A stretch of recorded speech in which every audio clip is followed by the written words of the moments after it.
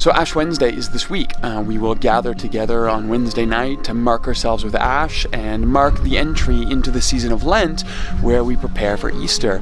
But if you've ever wondered where that ash comes from that we mark ourselves with, it actually comes from these palm leaves. We save them all year, we dry them out, and then we burn them and grind them into ash, which we use to mark ourselves as we enter into Easter season.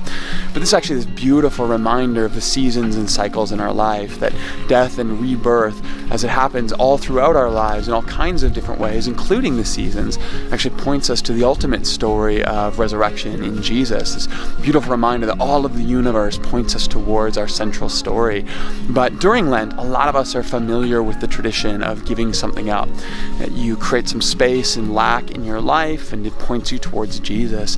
But this season, I want to actually encourage you to think about it in a slightly different way. Not so much about what you're giving up, but perhaps about what it is that you're adding to your life. Now, we give something up to create space, and in that space, we use that to reflect, to meditate, to point ourselves towards the story of resurrection. And really, this is what it's about. It's not so much the giving up, it's the creating space to add into our lives that becomes really important for us. That in those moments where we reflect and we remember, we add a whole new level of meaning and reflection and beauty to our Easter season.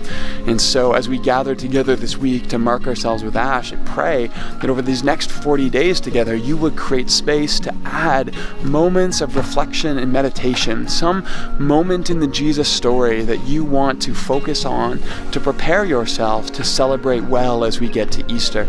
So join us this Wednesday for Ash Wednesday and experience this season of Lent and really celebrate the story of Easter well this year.